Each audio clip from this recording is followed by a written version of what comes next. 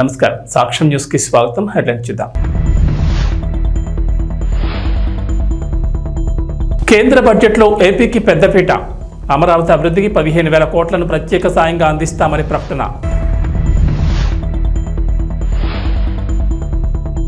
నేటి నుంచి తెలంగాణ బడ్జెట్ సమావేశాలు. పలు కీలక బిల్లులను సభలో ప్రవేశపెట్టనున్న ప్రభుత్వం.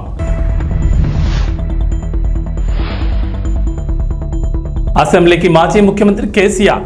వివిధ అంశాలపై ప్రభుత్వాన్ని నిలదీసేందుకు అస్త్రశస్త్రాలు సిద్ధం చేసుకున్న గులాబీ బాస్. తెలంగాణ ఏపీని వదలని వరుణుడు. పలు జిల్లాల్లో మంగళవారం కూడా భారీ వర్షాలు. కేంద్ర ఆర్థిక మంత్రి నిర్మలా సీతారామన్ బడ్జెట్లో ఆంధ్రప్రదేశ్కు పెద్దపీట వేశారు. ఆంధ్రప్రదేశ్ అభివృద్ధికి ఎన్డీఏ సర్కార్ కట్టుబడి ఉందని పేర్కొంటూ ఏపీ రాజధాని అమరావతి అభివృద్ధికి 15,000 కోట్లు ప్రకటించారు. అంతేకాదు అవసరాన్ని బట్టి మరిన్ని నిధులు విడుదల చేస్తామని మంత్రి హామీ ఇచ్చారు. ఈ మేరకు లోక్సభలో మంత్రి నిర్మల మాట్లాడుతూ ఆంధ్రప్రదేశ్ పునర్వ్యవస్థీకరణ చట్టానికి తమ ప్రభుత్వం కట్టుబడి ఉందని స్పష్టం చేశారు. ఈ ఆర్థిక సంవత్సరంలో అమరావతి అభివృద్ధికి 15,000 కోట్లను ప్రత్యేక సాయంగా అందిస్తామని చెప్పారు. దీంతో పాటు అమరావతి అభివృద్ధికి అవసరాన్ని బట్టి మరిన్ని నిధులు ఇస్తామన్నారు. పోలవరం ప్రాజెక్టును త్వరితగతిన పూర్తి చేయడానికి ఏపీ ప్రభుత్వానికి సహాయ సహకారాలు అందిస్తామని అన్నారు. ఇక రాయలసీమ, ప్రకాశం, ఉత్తరాంధ్ర జిల్లాల అభివృద్ధికి ప్రత్యేక ప్యాకేజ్ కింద నిధులు విడుదల చేస్తామని కేంద్ర ఆర్థిక మంత్రి బడ్జెట్ ప్రసంగంలో వెల్లడించారు. విశాఖ, చెన్నై కారిడార్లో, కొప్పర్తికి, హైదరాబాద్, బెంగళూరు కారిడార్లో ఓర్వకలకు నిధులు కేటాయించామని వివరించారు. Pradesh Reorganization Act. Our government has made concerted efforts to fulfill the commitments in Andhra Pradesh Reorganization Act, recognizing the state's need for the capital, recognizing the state's need for a capital. We will facilitate special financial support through multilateral development agencies. In the current financial year, 15,000 crore rupees will be arranged with additional amounts in future years.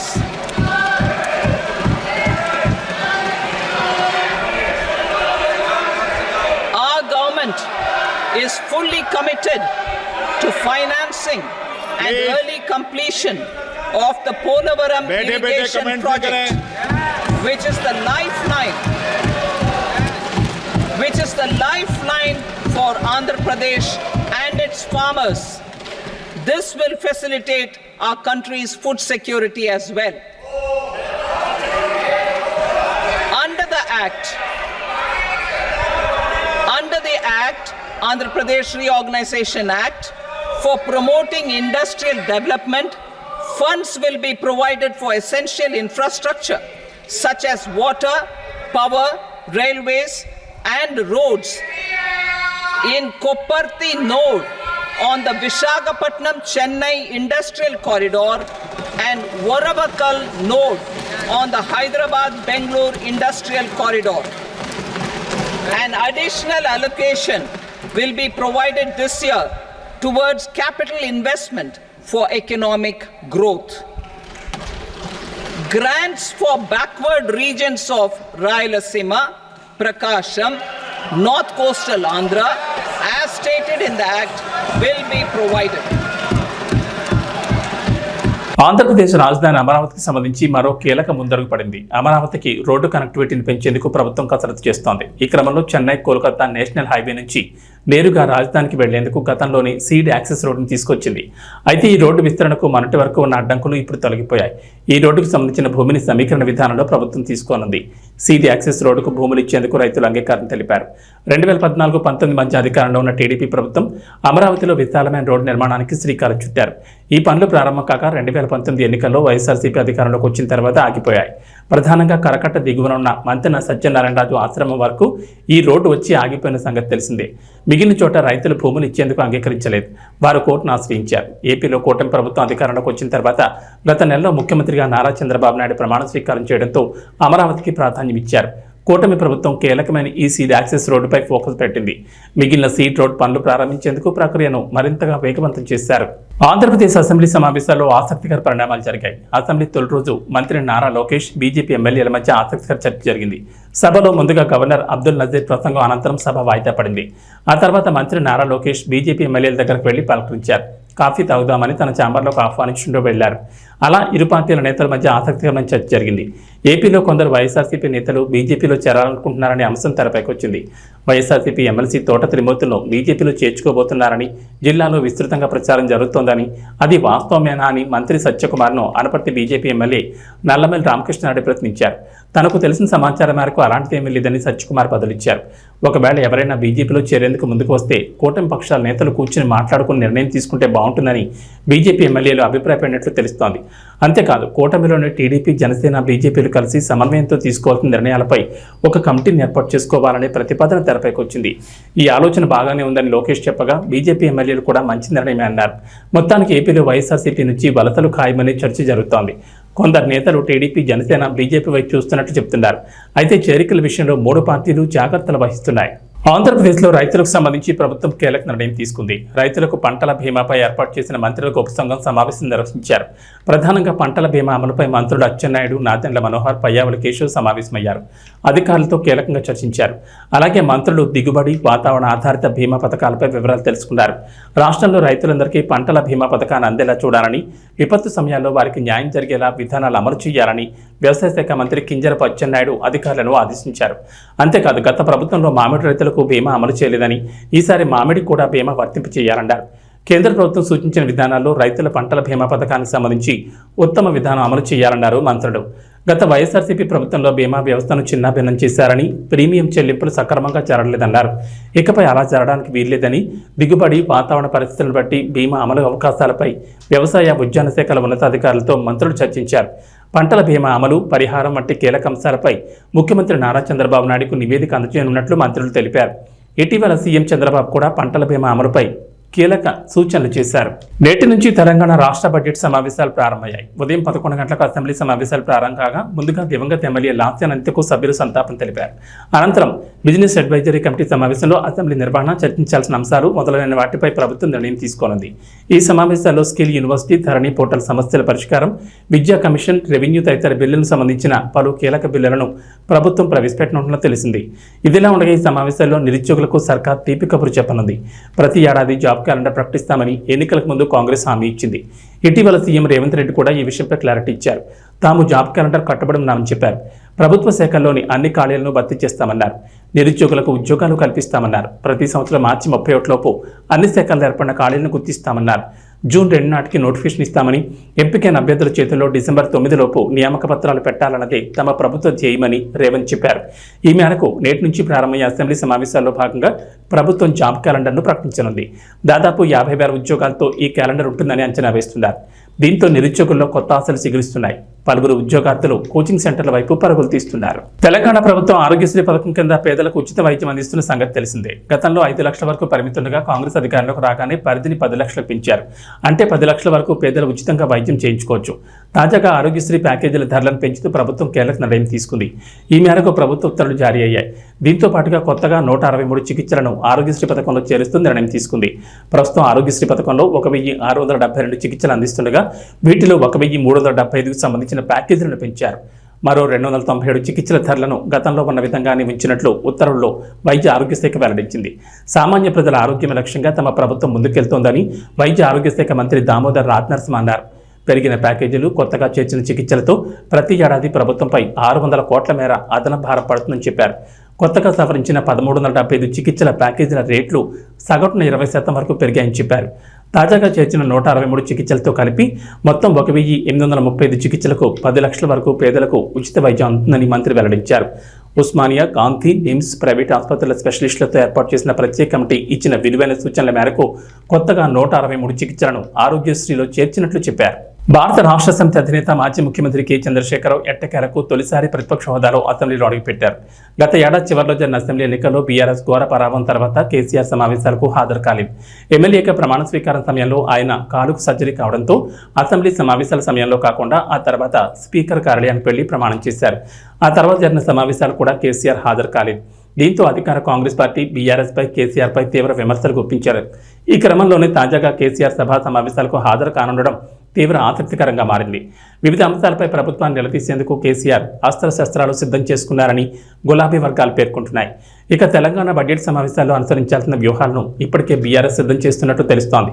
Job calendar, నిరుద్యోగుల సమస్యలు, ఎన్నికల ముందు Congress party ప్రకటించిన 6 గ్యారంటీల అమలు, రైతు రుణమాఫీ, fee బకాయిల జమ సహా రాష్ట్రంలో ప్రస్తుతం ఉన్న అన్ని అంశాలను అసెంబ్లీలో లేవనెత్తేందుకు బీఆర్ఎస్ అస్త్రశస్త్రాలు సిద్ధం చేస్తోంది. ఇవే అంశాలను లక్ష్యంగా చేసుకుని రేవంత్ రెడ్డి ప్రభుత్వాన్ని అసెంబ్లీలో నిలదీసేందుకు గులాబీ ఎమ్మెల్యేలు సిద్ధమవుతున్నారు. పశ్చిమ గోదావరి జిల్లా భీమవరంలోని మెంటివారి తోట 1, 2 వార్డుల్లో వరద బాధితులకు టీడీపీ నాయకులు మెంటి పార్థసారథి సౌజన్యంతో ముంపుకు గురైన నిరాశ్రయులకు సుమారు 300 మందికి భోజనాలు పంపిణీ చేశారు.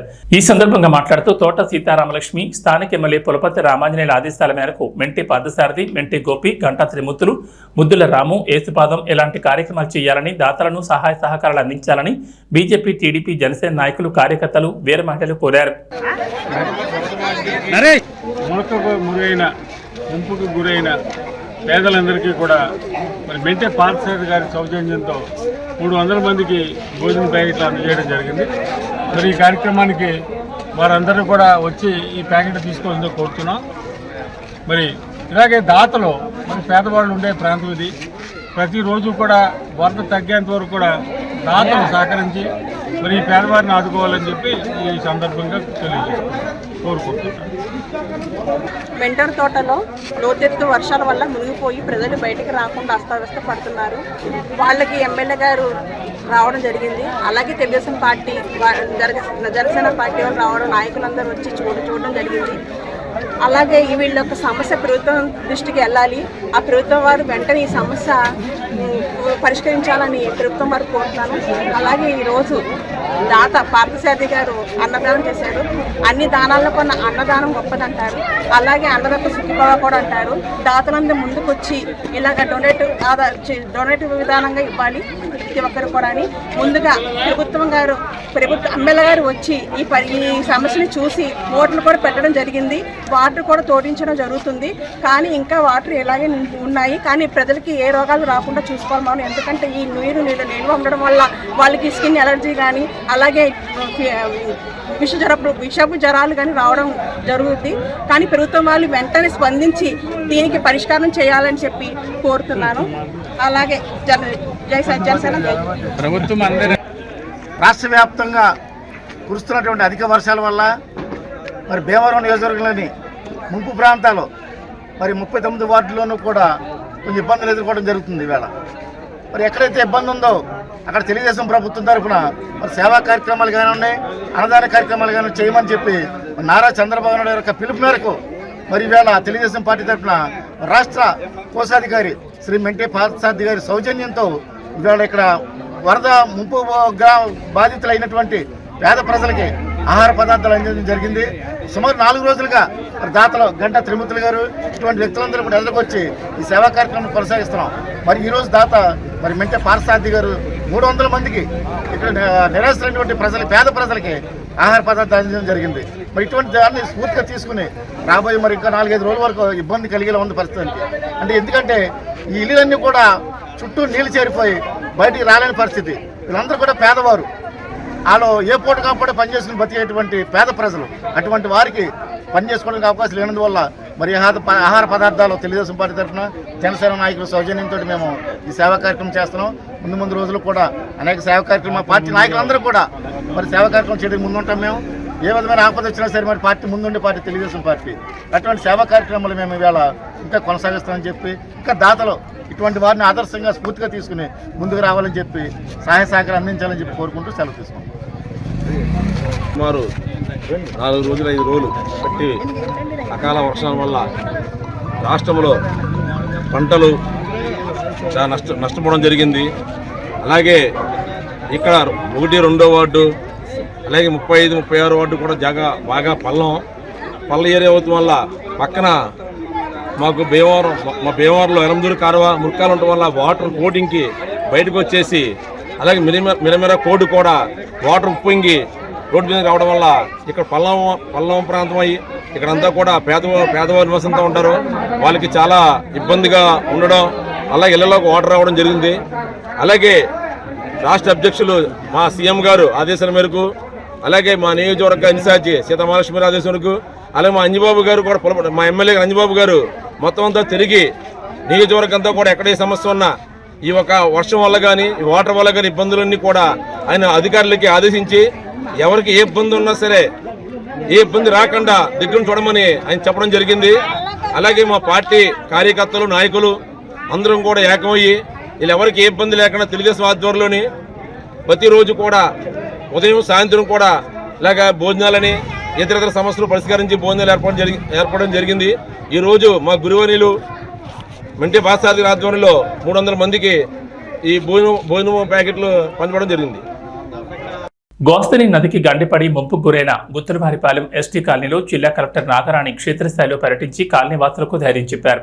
గోస్తని నదికి గండిపడిందని తెలిసిన వెంటనే జిల్లా కలెక్టర్ నాగరాణి హోటా పాలకోడేరు మండలం మోగల్లు గ్రామం గుత్తలవారి గ్రామానికి చేరుకుని గండిపడిన ప్రాంతాన్ని కట్టడి చేసేందుకు యుద్ధ ప్రాతిపదికన అధికారులను ఆదేశిస్తూ పర్యవేక్షించారు. గుత్తలవారిపాలెం ఎస్టీ కాలనీలో ఉన్న ప్రతి కుటుంబాన్ని పలకరిస్తూ మీకు ఆధార్ కార్డులు ఉన్నాయా, రేషన్ అందుతుందా, ఎవరికైనా అనారోగ్యం ఉందా, మీ మగవారు ఏం చేస్తారు, మీరేం చేస్తారని ఆరా తీశారు. కాలనీ వాసులు బదిలిస్తూ ఆధార్, రేషన్ కార్డులు ఉన్నాయని బదిలిచ్చారు. మగవారు చేపలు పడతారని, మేము చేపలు అమ్ముతామని తెలిపారు. తాగునీటికి ఇబ్బందిగా ఉందని, డ్రైనేజీ లేక ఇబ్బంది పడుతున్నామని కలెక్టర్ దృష్టికి తీసుకొచ్చారు. వెంటనే తాగునీటిని అందించేందుకు చర్యలు తీసుకోవాలని ఆర్డీఓను ఆదేశించారు.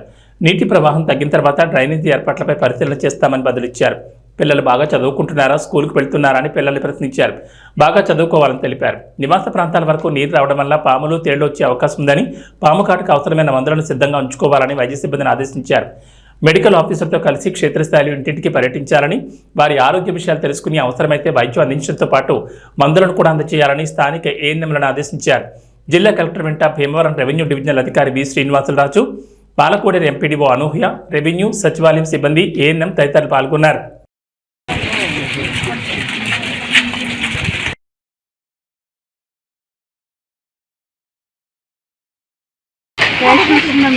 రేషన్ కార్డు ఉందమ్మా, బియ్యం అన్ని ఇస్తున్నారా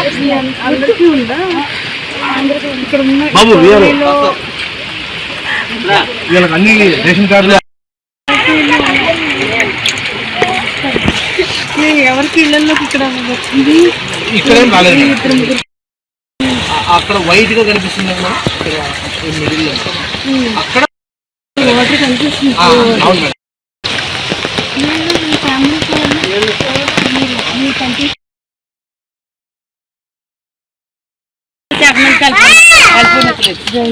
డ్రైనేజ్ అండి.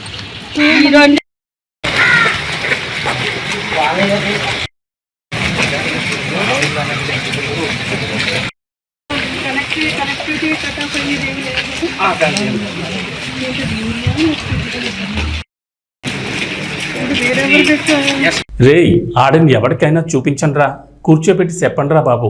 ఇది సీతమ్మ వాకిట్లో సిరిమల్ల చెట్టు సినిమాలో డైలాగ్. ఎందుకో కానీ నెట్ఫ్లిక్స్కి ఇది కరెక్ట్గా సెట్ అయిపోతుంది. ఎందుకంటే తాజాగా మోడర్న్ మాస్టర్స్ అనే డాక్యుమెంటరీ ట్రైలర్ను రిలీజ్ చేసింది నెట్ఫ్లిక్స్. డైరెక్టర్ ఎస్ఎస్ రాజమౌళిపై ప్రతిష్టాత్మకంగా తీసిన డాక్యుమెంటరీ ఇది. ఇంత ఖర్చు పెట్టి తీసిన ఈ డాక్యుమెంటరీని డబ్బింగ్తో గబ్బు లేపింది నెట్ఫ్లిక్స్. దీంతో నెట్జన్లు ఈ ట్రైలర్ను తెగ ట్రోల్ చేస్తున్నారు. అసలు దీని సంగతి ఏంటో చూద్దాం. తెలుగు సినిమాను అంతర్జాతీయ స్థాయికి తీసుకెళ్లిన రాజమౌళిపై డాక్యుమెంటరీ అనగానే మన ఆడియన్స్తో పాటు పాన్ ఇండియా లెవెల్లో ఎంతోమంది ఆసక్తి చూపించారు. ఇక ఆగస్టు 2 నుంచి ఇది స్ట్రీమింగ్ అవుతుందని నెట్ఫ్లిక్స్ చెప్పినప్పుడు ఏం చూపించబోతోందా అనే ఉత్సాహం కూడా కలిగింది. అయితే నిన్న రిలీజ్ చేసిన ట్రైలర్ దెబ్బకి ఆడియన్స్ దండాలు పెడుతున్నారు. ఎందుకంటే ఇందులో రాజమౌళి గురించి మన తెలుగు హీరోలు ప్రభాస్, జూనియర్ ఎన్టీఆర్, రామ్ చరణ్ చాలా గొప్పగా చెప్పారు. అంతవరకు బాగానే ఉంది. కానీ వారిని నెట్ఫ్లిక్స్ తెలుగు డబ్బింగ్ చెప్పించింది. ఇక్కడే కథ మలుపు తిరిగింది. తెలుగు హీరోలకి తెలుగు డబ్బింగ్ చెప్పించాలనే సాహసం నెట్ఫ్లిక్స్ ఎందుకు చేసిందో అర్థం కాలేదు. మిగిలిన భాషలకు డబ్బింగ్ చెప్పించిందంటే అర్థం ఉంది. పోనీ ఈ డబ్బింగ్ ఏమైనా సూట్ అయిందా అంటే అది లేదు. ఏదో డైనోసార్ పార్క్, కింగ్ కాంగ్ సినిమాలకి తెలుగు డబ్బింగ్ ఇస్తే ఎలా ఉంటుందో అలా తయారైంది. దీంతో ఆడియన్స్ బాగా హర్ట్ అయిపోయారు. ఈ ట్రైలర్ను సోషల్ మీడియాలో పోస్ట్ చేసి నెట్ఫ్లిక్స్ను బూతులు తిడుతున్నారు.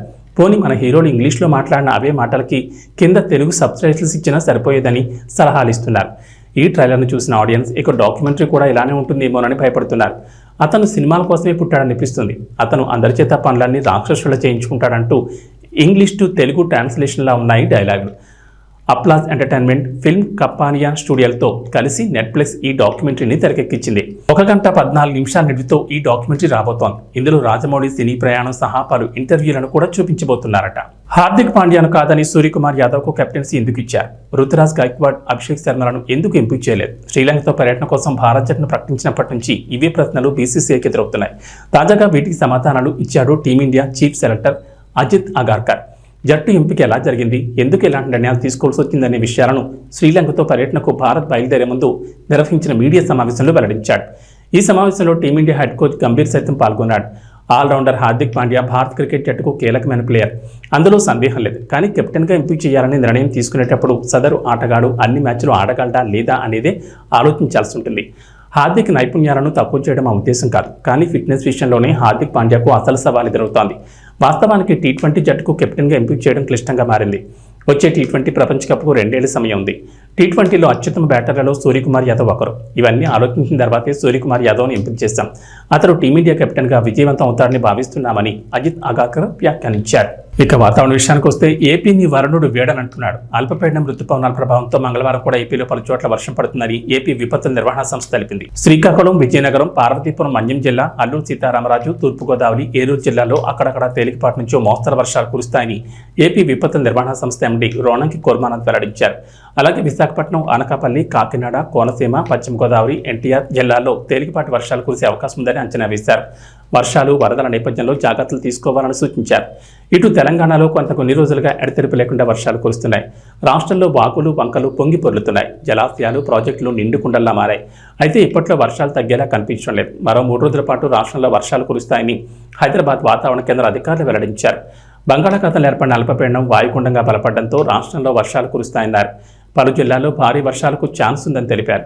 కరీంనగర్, కొమరంభీం, ఆసిఫాబాద్, నిజామాబాద్, సిరిసిల్ల, జగిత్యాల, మంచిర్యాల, జయశంకర్, భూపాలపల్లి, పెద్దపల్లి తదితర జిల్లాలో అతి భారీ వర్షాలు కురుస్తాయన్నారు. ఈ మేరకు ఆయా జిల్లాలకు ఆరెంజ్ అలర్ట్ జారీ చేశారు.